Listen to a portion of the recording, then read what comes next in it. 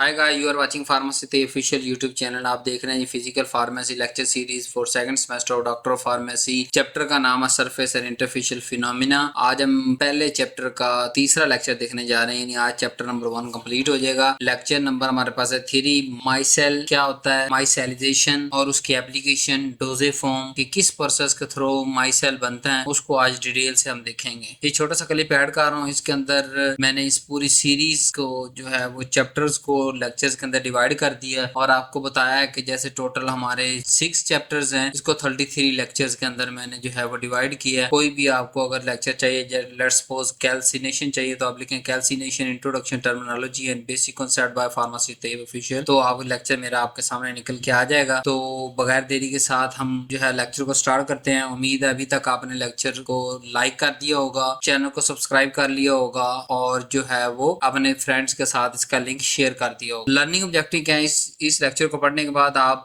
माई cell बनने के process को डिफाइन कर सकेंगे, उसका स्ट्रक्चर और कैसे फॉर्मेशन होते हैं माई सेल उसको समझ सकेंगे। फिर क्रिटिकल माई सेल कंसंट्रेशन क्या होता है उसके बारे में हम जानेंगे। फिर हम फैक्टर देखेंगे, कौन से फैक्टर इफेक्ट करते हैं माई सेल बनने के प्रोसेस को, और फिर रोल देखेंगे किस तरह माई सेल सोलुबल एडिशन के लिए बड़ा ही जरूरी है। और लास्ट में एप्लीकेशन देखेंगे, डिफरेंट डोजेज फॉर्म और ड्रग डिलीवरी सिस्टम्स के अंदर कहाँ कहाँ माई सेल जो है वो फॉर्मेशन का जो प्रोसेस है वो यूज होता है। जी बगैर देरी के साथ हम लेक्चर शुरू करते हैं। बहुत सारी ऐसी ड्रग है फार्मेसी के अंदर जो पूर्ली वाटर सोलुबल है। हम सबसे बड़ा मसला जो है हमारे लिए वो यही है, जब भी हम डोजेज फॉर्म बनाने जाते हैं, जब भी हम कोई नई ड्रग डेवलप करने जाते हैं, तो हमें 100 में से 80% ये मसला हमारे मत्थे के अंदर लगता है कि जी हमारी XYZ जो ड्रग है वो पूर्ली सोलुबल है वाटर के अंदर। जिससे होता क्या है कि जब वो ड्रग पूर्ली सोलुबल है उसका मतलब उसकी डिसोल्यूशन पुअर होगी। जब डिसॉल्व ही नहीं होगी मैदे के अंदर जाके तो वो उसकी वो ब्लड तक नहीं पहुंचेगी, उसकी बायोअवेलेबिलिटी कम हो जाएगी और फिर फॉर्मुलेशन के डिफरेंट स्टेप के दरमियान डिफिकल्टीज बहुत ज्यादा आएंगी। तो ये जो प्रोसेस है माइसेलाइजेशन, ये बड़ा इंपॉर्टेंट फिजियोकेमिकल फिनोमेना है, जिसको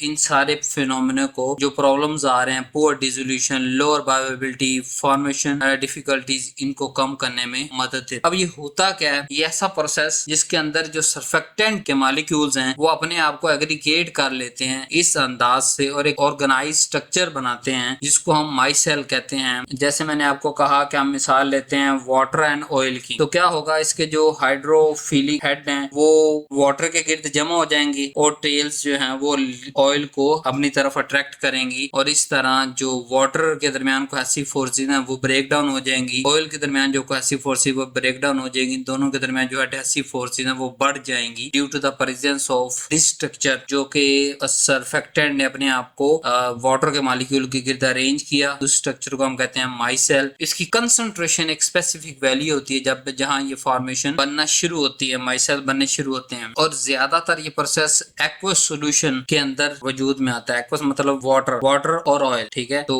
वही एग्जांपल सबसे ज्यादा हम डिस्कस करते हैं पूरे प्रोसेस के दौरान। अब फिर और डिटेल बताई गई है कि माइसेल एक स्फीरिकल ऑर्गेनाइज्ड एग्रीगेट है सर्फेक्टेंट के मॉलिक्यूल्स का, कि वो सारे सर्फेक्टेंट के मॉलिक्यूल गिरे हुए ना, सारे हेड जो है वो एक वाटर मॉलिक्यूल के गिर्द, हम सिर्फ एक की बात करते हैं, रेस्ट ऑफ बाकी सारे मॉलिक्यूल के साथ भी ऐसा हो रहा है कि वाटर के एक मॉलिक्यूल के गिर्द काफी सारे सर्फेक्टेंट अपने हेड को अटैच करके खड़े और टेल्स जो है वो लिक्विड को अट्रैक्ट कर रही है। इस तरह हर वाटर मॉलिक्यूल के गिर्द जो है वो काफी सारे हेड अटैच है और उनकी जो टेल्स हैं वो अट्रैक्ट कर रही हैं। तो ये जो स्पेसिफिक स्फीरिकल ऑर्गेनाइज्ड एग्रीगेशन है सर्फेक्टेंट का मॉलिक्यूल का वाटर के गिर्द, इसको हम कहते हैं माइसेल। हाइड्रोफोबिक टेल जो है वो ओरिएंटेड होती है इनवर्ड और हाइड्रोफिलिक हेड जो है वो टुवर्ड वाटर, के वाटर के गिर्द हाइड्रोफिलिक हेड सारे घिरे हुए होंगे और टेल्स जो है वो ऑयल की तरफ होंगे। तो हाइड्रोफोबिक जो ड्रग है वो इजीली इनकॉर्पोरेट हो जाएगी वाटर के अंदर। हाइड्रोफोबिक है ड्रग मतलब जो वाटर के अंदर मिक्स नहीं होती, सर्फेक्टेंट की टेल की वजह से वो मिक्स हो जाएगी। स्ट्रक्चर क्या होता है कि माइसेल का कोर होती है, सरफेस होती है। कोर क्या है कि हाइड्रोफोबिक और नॉन पोलर रीजन होता है कोर, और जो है वो सरफेस जो है वो हाइड्रोफिलिक होती है, पोलर और आयनिक हेड मौजूद होते हैं, और माइसेल एक्ट करता है as a micro container for poorly soluble drug. अच्छा, एक तो मिसाल मैंने आपको दे दी ना कि जैसे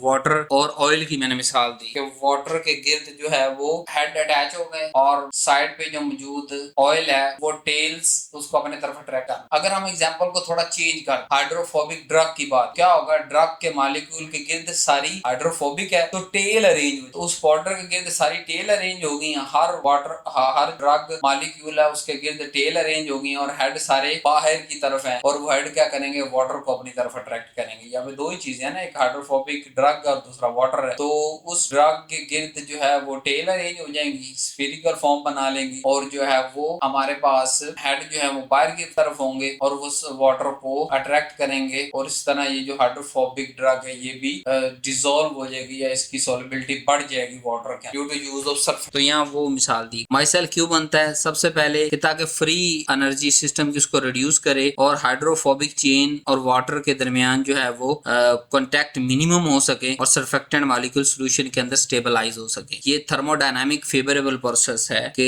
थर्मोडायनामिकली ये प्रोसेस, सो थर्मोडायनामिक हम कह सकते हैं कि हीट की मौजूदगी में ये प्रोसेस ज्यादा अच्छा या फेवरेबल प्रोसेस है कि उसकी मौजूदगी के अंदर ज्यादा स्टेबलाइज फॉर्म होती है। जैसे मैंने कहा ना, टेम्परेचर बढ़ाने से ये चीजें ज्यादा अच्छी वर्क करती हैं। Critical micelle concentration, last lecture के अंदर भी हम बात की कि कम से कम मिकदार सर्फेक्टेंट की जो कि चाहिए होती है माइसेल फॉर्मेशन के लिए, उसे हम कहते हैं क्रिटिकल माइसेल कंसंट्रेशन। इससे कम पे भी जो है वो एज ए इंडिविजुअल सर्फेक्टेंट के मॉलिक्यूल मौजूद होते हैं और कुछ ना कुछ सरफेस टेंशन को रिड्यूस करना शुरू कर चुके होते हैं। लेकिन at CMC critical micelle concentration पर या उससे ज्यादा मिकदार डालेंगे तो माइसेल बनने शुरू हो जाएंगे और तकरीबन जो सरफेस टेंशन को इतना रिड्यूस कर देंगे कि वो नियरली कांस्टेंट उसकी वैल्यू आना शुरू हो जाएगी। अब इसकी इंपॉर्टेंस क्या है, ये बड़ी जरूरी क्यों है? क्योंकि माइसेल जो बनने का प्रोसेस है वो अबाव पे शुरू तो हो जाता है लेकिन मुकम्मल कब होता है? जब एट CM जितनी हमें जो CMC कंसंट्रेशन है वो अटेन हो तो ही ड्रग सोलबलाइज होती है। और इस बात के लिए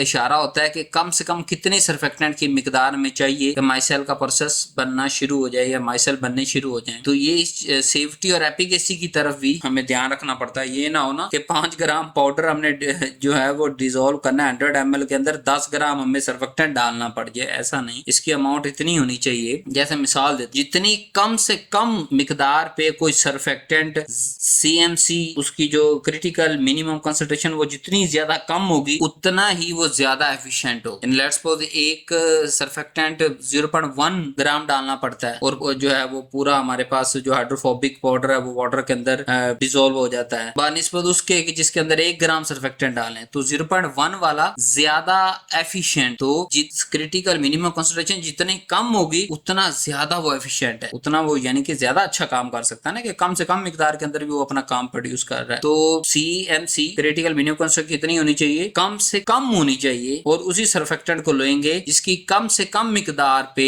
माइसेल की फॉर्मेशन स्टार्ट हो जाए। ग्राफिकल रिप्रेजेंटेशन की अगर बात करें, surface tension versus surfactant concentration. Surface tension जो है वो जब CMC लेवल अटेन हो जाता है तो शार्पली डिक्रीज करती है सरफेस टेंशन, जिससे हमें जो है वो स्लोप इंडिकेट करती है। जो सडन चेंज आता है स्लोप के अंदर वो हमें इंडिकेट कर रहा होता है कि यही CMC पॉइंट है। क्रिटिकल मिनिमम कंसंट्रेशन इसी पॉइंट पे अचीव हुई है और सारे माइसेल्स बनना शुरू हो गई हैं और सरफेस टेंशन जो है वो एक खास हद तक कम हो गई है। दो तरह के होते हैं माइसेल, एक नॉर्मल माइसेल, एक रिवर्स माइसेल। नॉर्मल के अंदर क्या है? फॉर्म्ड इन वाटर के हाइड्रोफोबिक कोर बनेगा इनसाइड और हाइड्रोफिलिक सरफेस जो है वो आउटर रहेगी, यानी पाउडर अंदर रहेगा और उसके गिर्द टेल्स होंगी काफी सारी और जो है वो हेड बाहर की तरफ निकले होंगे और उधर वाटर मौजूद हो। दूसरा है रिवर्स माइसेल, उसको क्या ये नॉन एक्वस सॉल्वेंट के अंदर बनता है जो कि हाइड्रोफिलिक कोर अंदर होगा, यानी हेड अंदर की तरफ होंगे। रिवर्स माइसेल क्या होते हैं कि जब हमारे पास नॉन एक्वस सॉल्वेंट होता है, यानी पानी एज ए सॉल्वेंट हम नहीं होता, नॉन एक्वस होता है, तो क्या होगा जब नॉन एक्वस है तो दूसरी चीज क्या होगी? हाइड्रोफिलिक होगी। तो हाइड्रोफिलिक कोर अंदर की तरफ बनेगी, यानी हेड अंदर की तरफ चले जाएंगे और टेल्स बाहर आ जाएंगे नॉन एक्वस सॉल्वेंट की तरफ। इसे हम कहते हैं रिवर्स माइसेल। लेकिन फार्मेसी के अंदर ज्यादा नॉर्मल माइसेल्स ज्यादा बनते हैं जब वाटर एज ए सॉल्वेंट के तौर पर हम इस्तेमाल करते हैं और जो हाइड्रोफोबिक ड्रग के अंदर को हम जब वाटर के अंदर डिसॉल्व करना होता है तो क्या अंदर हाइड्रोफोबिक कोर बनती है, टेल सारी अंदर चली जाती है पाउडर की तरफ और हेड जो है बाहर वाटर की तरफ आ जाते हैं और इस तरह उन दोनों के दरमियान जो है वो डिसोल्यूशन या सोलबलाइजेशन करवा देते हैं। सर्फेक्टेंट की टाइप कौन सी? पिछली वीडियोस के अंदर पढ़ के आ चुके हैं। एनायनिक सर्फेक्टेंट है, कैटायनिक है, नॉन आयनिक है, स्वीटर आयनिक सर्फेक्टेंट है। और नॉन आयनिक जो सर्फेक्टेंट है ना सबसे ज्यादा इस्तेमाल होता है क्योंकि इसकी टॉक्सिसिटी बड़ी कम है। फैक्टर कौन से इफेक्ट करते हैं जी? सर्फ सरफेक्टेंट की कंसंट्रेशन सबसे पहले, जो मैंने आपको कहा जितनी कम होगा उतना वो एफिशिएंट है। Temperature, nature of surfactant, length of hydrophobic tell, कितनी उस सरफेक्टेंट की टेल कितनी लंबी चौड़ी है, और इलेक्ट्रोलाइट मौजूद है या नहीं मौजूद, पीएच ऑफ सोल्यूशन जो है वो क्या है, क्या कोई स्पेसिफिक तो नहीं चाहिए, कोई सरफेक्टेंट पीएच पे डिपेंड करते हैं ना। तो इसी तरह कोई जो है वो ड्रग या एडिटिव मौजूद है ड्रग के अलावा, उस इन सारी चीजों को देख के हम जो है वो सरफेक्टेंट को चूज करते हैं। और क्योंकि ये सारे जो है वो माइसेल बनने के फिनोमेना को इफेक्ट कर रहे हो, जैसे इफेक्ट और टेम्परेचर क्या है, टेम्परेचर इंक्रीज करोगे तो नॉन आयनिक सरफेक्टेंट अगर हम डाल रहे हैं तो माइसेल का प्रोसेस बहुत ज्यादा इंक्रीज हो जाएगा। लेकिन वही जहाँ टेम्परेचर इंक्रीज करोगे, अगर आयनिक सरफेक्टेंट हम डाल रहे हैं तो वहाँ माइसेल का प्रोसेस जो है वो डिक्रीज हो जाएगा। तो हर सरफेक्टेंट का कोई ना कोई ऑप्टिमम टेम्परेचर रेंज है जो कि हमें याद रखनी है, और उसकी आयनिक या नॉन आयनिक सरफेक्टेंट होने की नेचर को भी याद रखना है, ताकि हमें पता चले टेम्परेचर के बढ़ाने से आयनिक सरफेक्टेंट की माइसेलराइजेशन कम होती है और नॉन आयनिक सरफेक्टेंट की बढ़ जाती है। तो अगर मुकम्मल डिटेल हमारे पास होगी, प्रोफाइलिंग होगी हर इंग्रेडिएंट की प्लस सरफेक्टेंट की भी, तो ही हम टेम्परेचर को बढ़ाएं या कम करेंगे। इसी तरह इलेक्ट्रोलाइट की अगर बात करें तो इलेक्ट्रोलाइट क्या करते हैं, ये रिड्यूस कर देते हैं रिपल्शन बिटवीन चार्ज हेड। जो अगर चार्ज हेड है हमारे सरफेक्टेंट का, तो जो रिपल्शन है उसको रिड्यूस करते हैं, और लो सीएमसी यानी स्पेशली आयनिक सरफेक्टेंट के अंदर सीएमसी जो क्रिटिकल माइसेल कंसंट्रेशन वो बहुत कम चाहिए होती है, और माइसेल को ये प्रमोट करते हैं। तो यहाँ इलेक्ट्रोलाइट का होना आयनिक सरफेक्टेंट के अंदर अच्छा है कि इससे माइसेलराइजेशन बढ़ रही है, और यही जो है फार्मास्यूटिकल सॉल्यूशंस के अंदर इलेक्ट्रोलाइट्स हम यूज करते हैं, खुद ऐड करते हैं। तो यहाँ छोटी सी ब्रेक लेते हैं कि जैसे आपको पता है कि सेमेस्टर नंबर 2 ये फिजिकल फार्मेसी 2 बुक अवेलेबल है। इसको ऑर्डर करने का सिंपल सा तरीका, इस व्हाट्सएप नंबर पे राब्ता कर लें, आपको सारा प्रोसीजर समझा दिया जाएगा। नहीं तो वेबसाइट पे जाएं, ये जो चैनल का नेम है फार्मेसी तैयब ऑफिशियल, इसके आगे .com लगा दें, वेबसाइट खुल जाएगी। उस वेबसाइट पे बुक तलाश करें फॉर्म डी के अंदर, और उसको ऑर्डर करें और उसका स्क्रीनशॉट इस व्हाट्सएप नंबर पे सेंड करें। 3 प्रोसेस होंगे आगे, पहले पेमेंट करनी होगी, तकरीबन 500 हर बुक का है डिस्काउंट के दौरान, और जो है वो पेमेंट आपने सेंड करनी है, उसका स्क्रीनशॉट। उसके बाद आपका जो है अकाउंट अगर आपने बना लिया वेबसाइट पे ठीक है, अगर नहीं बनाया तो फौरन से आपका नया अकाउंट बन जाएगा, और उस अकाउंट के अंदर जो है आपको बुक शो हो जाएगी। ये सॉफ्ट फॉर्म में, हार्ड फॉर्म के अंदर बुक अवेलेबल नहीं है। अगर होगी तो उसको हम अलग से कोई शॉर्ट वीडियो लॉन्च कर देंगे चैनल पे, ताकि आपको पता चले कि कौन कौन सी हार्ड मौजूद है। फिलहाल सारे फर्स्ट सेमेस्टर, सेकंड सेमेस्टर से 6th 7 जब तक रिकॉर्डिंग कर रहा हूँ, 3rd, ये सारे के सारे जो हम बुक सॉफ्ट में अवेलेबल हैं। तो उसी एक अकाउंट पे चाहे 500 साल तक लेते रह जाए, कोई इशू नहीं है। बार बार अकाउंट बनाने की जरूरत नहीं है। एक बुक इशू करवाए, फिर दूसरी कराएं, तीसरी कराएं, या पूरे सेमेस्टर की बुक्स भी इशू करवा सकते हैं। थर्मोडायनामिक अगर बात करें हम माइसेलाइजेशन की, तो ये प्रोसेस जो माइसेल का बनने का है, ये एक्चुअली फ्री एनर्जी को या गिब्स फ्री एनर्जी को कम करता है और बैलेंस क्रिएट करता है कि एंथैल्पी गेन जो वाटर के मॉलिक्यूल ने रिलीज करनी है और एंथैल्पी चेंज दोनों के दरमियान बैलेंस क्रिएट हो जाए, और माइसेलाइजेशन जो है वो फौरन से हो जाती है, स्पॉन्टेनियस होती है। और माइसेलर सोलबलाइजेशन क्या होती है कि ऐसा प्रोसेस जिसके अंदर पुअरली वाटर सोलबल जो ड्रग हैं वो इनकॉर्पोरेट हो जाती हैं माइसेल्स के अंदर, और उनकी अपीयरेंट सोलबिलिटी जो है वो बढ़ जाती है। ड्रग के मॉलिक्यूल्स कैसे सोलबलाइज होते हैं कि जो कोर के अंदर वो ड्रग के मॉलिक्यूल्स होते हैं, वहाँ उसकी सोलबिलिटी मैक्सिमम होती है, और जो है वो कुछ फिर लेयर पे होते हैं। जैसे ड्रग है ना, ड्रग के चारों तरफ जो है ड्रग कोर के अंदर मौजूद है, उसे कहते हैं माइसेलर कोर, और जहाँ पे सरफेक्टेंट अटैच है वो भी तो एक लेयर या सरफेस मान ली, उसको हम कहते हैं पैलिसेड लेयर। और फिर सरफेस रीजन जो बिल्कुल सरफेस रीजन पर डिपेंड करता है, यहाँ पोलैरिटी इफेक्ट करती है कि पोलर है या नहीं है उस बुनियाद। तो इस तरह ड्रग के मॉलिक्यूल जो है उसकी सोलबिलिटी इंक्रीज हो जाती है due to presence of surfactant and micelle formation. Advantage क्या है जी कि सोलबिलिटी इंक्रीज हो जाएगी। जैसे सोलबिलिटी इंक्रीज होगी क्या होगा, डिसोल्यूशन भी रेट बढ़ जाएगा। जैसे डिसोल्यूशन रेट बढ़ेगा क्या होगा, बायोअवेलेबिलिटी यानी ड्रग को ब्लड तक पहुंचना शुरू हो जाएगी, और ड्रग की जो प्रेसिपिटेशन है वो कम से कम हो जाएगी, और फार्मुलेशन की स्टेबिलिटी इंप्रूव हो। अब हम डोजे फॉर्म के अंदर इसके एप्लीकेशन देख लेते हैं। जैसे कि ओरल डोजे फॉर्म के अंदर क्या रोल है, ओरल लिक्विड और टैबलेट की अगर बात करें तो ये क्या करता है, हाइड्रोफोबिक ड्रग की सोलबिलिटी को इंप्रूव करता है, जिससे क्या होगा, डिसोल्यूशन रेट बढ़ जाएगा। डिसोल्यूशन रेट बढ़ने से क्या होगा, अब्जॉर्प्शन अच्छी होगी यानी बायोअवेलेबिलिटी बढ़ जाएगी, और जैसे बायोअवेलेबिलिटी बढ़ेगी तो उसको हम कहेंगे ये ड्रग एफिशिएंटली ब्लड तक पहुंच गई और अब वो वहां काम कर सकती है। एग्जांपल हमारे पास क्या है, सरफेक्टेंट ऐड होते हैं टैबलेट्स के अंदर ताकि वेटिंग और डिसोल्यूशन को इंप्रूव किया जा सके। और लिक्विड डोजेज फॉर्म की अगर बात करें तो सोल्यूशन और सिरप है हमारे पास, ये अलाउ करते हैं कि इनसॉल्युबल ड्रग की फॉर्मुलेशन बन सके। तो इनसॉल्युबल ड्रग है तो उसकी सॉल्युबिलिटी बढ़ाएंगे तो वो सोल्यूशन या सिरप बन जाएगा। फिर बाद में प्रेसिपिटेशन से रुकने भी सरफेक्टेंट पे डिपेंड कर रहा होता है, और यूनिफॉर्म ड्रग कंसंट्रेशन भी सरफेक्टेंट की बुनियाद पे जो है वो दी जा रही होती है और ये यूज होता है ओरल और पेडियाट्रिक फार्मुलेशन, बच्चों की फार्मुलेशन के अंदर यूज होता है। अगर हम पेरेंटल फार्मुलेशन के अंदर बात करें तो माइसेल हेल्प करता है, जैसे पुअरली सोलुबल इंजेक्टेबल ड्रग्स हैं उनको सोलबलाइज करता है और जो है वो हार्श सॉल्वेंट की जो जरूरत है उसको कम से कम कर देता है और सेफ्टी और कंपैटिबिलिटी को इम्प्रूव कर देता है और नॉन टॉक्सिक सर्फेक्टेंट ही हम यहाँ अपरेंटर के अंदर यूज करते हैं। ऑप्थेल्मिक प्रिपरेशन की अगर बात करें तो माइसेलराइजेशन क्या करता है कि ये सोलबिलिटी इंप्रूव करेगा लिपोफिलिक ड्रग की, और जो है वो आई ड्रॉप के अंदर जब सोलबलाइज हो जाएगी वो ड्रग तो फिर ही वो आई का जो ड्रॉप है वो क्रिस्टल क्लियर होगा, उसकी क्लैरिटी बड़ी जो है वो इंपॉर्टेंट है। अगर वो क्लियर नहीं है तो आप उसको आंख के अंदर ना डालें, अगर वो ओरिजिनल के अंदर क्लियर होता है तो उसकी क्लैरिटी मेंटेन करने के लिए ये जरूरी है। और जब वो अच्छा सोलबल है तो ही जब आइज के अंदर हम डालेंगे तो उसकी बायोअवेलेबिलिटी भी इनहांस होगी, जिसको ओकुलर बायोअवेलेबिलिटी कहते हैं कि आंख के अंदर बायोअवेलेबिलिटी उसकी इंक्रीज हो जाएगी। तो लेकिन यहाँ भी केयरफुली कंट्रोल कर रहे होते हैं हम सर्फेक्टेंट की कंसंट्रेशन को, क्योंकि थोड़ी सा सरफेस एरिया होता है आइज का जिसके अंदर वो दो मेडिसिन जानी होती है। टॉपिकल प्रिपरेशन की बात करें करीम जेल और लोशन के दौरान ये ड्रग डिस्पर्शन को इम्प्रूव करता है ताकि ड्रग अच्छी तरह डिस्पर्स हो जाए पूरी फार्मुलेशन के अंदर, और जैसे ही हम अप्लाई करें बॉडी पे तो उसकी पेनिट्रेशन इनहांस हो और ओवरऑल स्टेबलाइज फार्मुलेशन रह सके।